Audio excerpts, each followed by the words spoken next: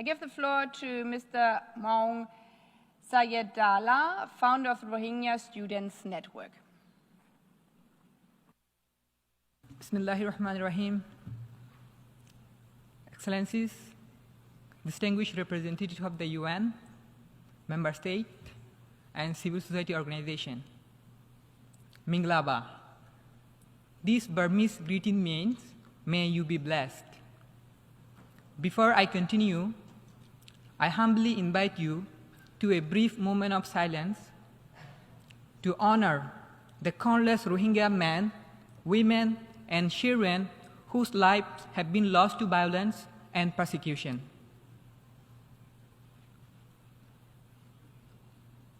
Thank you. Today, my first message is for those watching me in my country, Myanmar. Dear brothers and sisters, you are not forgotten. You might feel the world does not see your suffering. Rohingya see you. Rohingya feel your pain. Our hearts cry to see the brutality of military you face every day in Rakhine, Shang, Shin, Kachin, Kayin, Mung, Wa, and all around Myanmar. Rohingya have been fighting the military brutality for decades.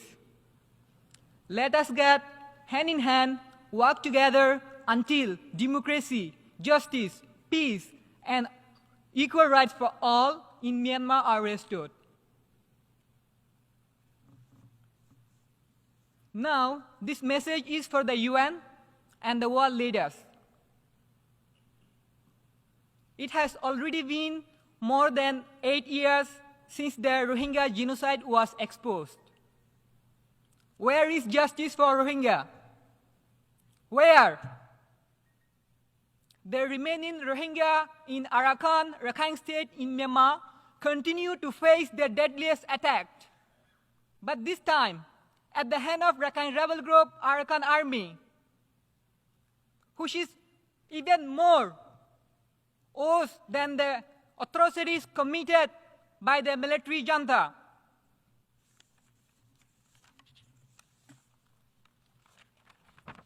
These people were killed in a drone attack by the Arakan Army on 5th August 2024. More than 200 Rohingya men, women, and children were killed there. Another 600 Rohingya civilians were massacred by Arakan Army.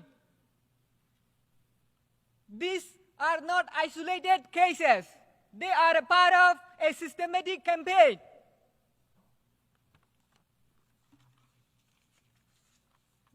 Why is there no prevention to these inhuman atrocities committed by the Arakan Army? We see there are some lobbies and there are some people who promote the solution of Rohingya as legitimizing Arakan Army. They must feel ashamed. Giving legitimacy to Arakan Army without a solution or a condition for Rohingya is giving them a license to erase all the Rohingya from Myanmar. There was a dialogue process between the leaders of Arakan Army and some Rohingya youth in the camp. I was a member of the Rohingya delegations. During the dialogue process, they demanded our submissions and refused to discuss the real issues. Power imbalance was a great problem there. Without self-determination for Rohingya and international protections in Arakan, there cannot be any fair or lasting peace.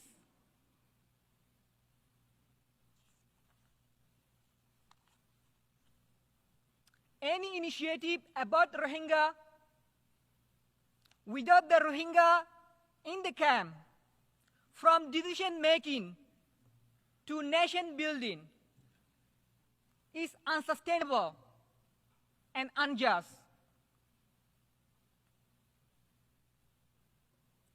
The UN must mobilize resources to empower Rohingya. We are not just victims. We have the potential to make a difference. Take me as an example. I fled Myanmar during the 2017 military genocide, and I was in the refugee camp in Bangladesh for 7 years. Understanding the importance of education for Rohingya, I applied to more than 150 universities all around the world. But most of them said no because of legal obstacle and because of my identity as a Rohingya. But I didn't give up. Today, I am a student at New York University, making history as the first Rohingya from the refugee camp in Bangladesh to be studying here. Thanks to the US, State Department, and the government, and the Bangladesh, and some other organizations and friends, especially Amnesty International, Young Activist Summit, DAB TV, and Victim Advocate International, and all of my friends who have been supporting me behind to make this possible. There are thousands of Rohingya students like me in the refugee camp, forced to destroy their life with no access to higher education. Why does the world care so little about that? Why is there no initiative to support Rohingya students? Imagine, I came all the way from the refugee camp to the New York University, and I may have to stop my studies from the next semester because of not having financial support. It is not a big burden for a university to offer 1 or 2 scholarships to Rohingya students per academic year. An university in Bangladesh called Asian University for Women, AUW, already has been providing scholarship to Rohingya girls. Why can't other universities accept Rohingya boys? The world must support universities like AUW and push other universities to help Rohingya get access to higher education. It is also not a big burden for member states to offer some scholarship to Rohingya students annually. I'm grateful to the great Philippines and Japan for already creating example by providing some scholarship to Rohingya students. I request member states to join these countries and open their doors to higher education for Rohingya students. Excellencies, while we work to deliver justice to Rohingya, we must not leave Rohingya suffer and Rohingya go through uncertainty and adversity. There are 4,700 Rohingya in indefinite detention in Malaysia. There are hundreds of Rohingya in India also face detention and even deportation to the genocide in Myanmar.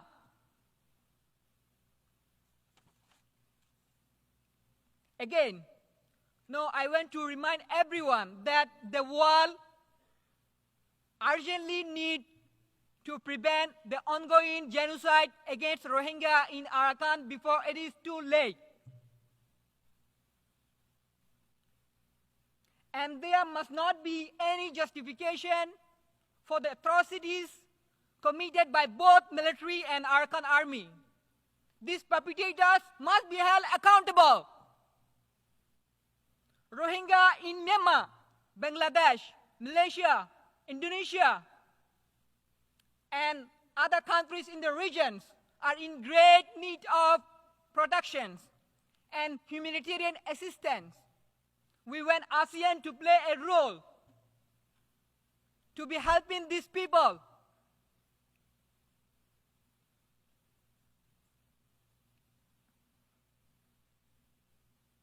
to let us lead our life and create our future, give us access to higher education.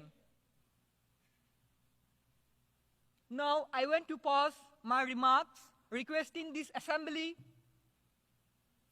for a specific, measurable, achievable, and realistic plan for a sustainable solution of the Rohingya crisis. Long live Arakan! Long live Arakan! Long live Rohang! Long live Rohang! Thank you. Thank you so much.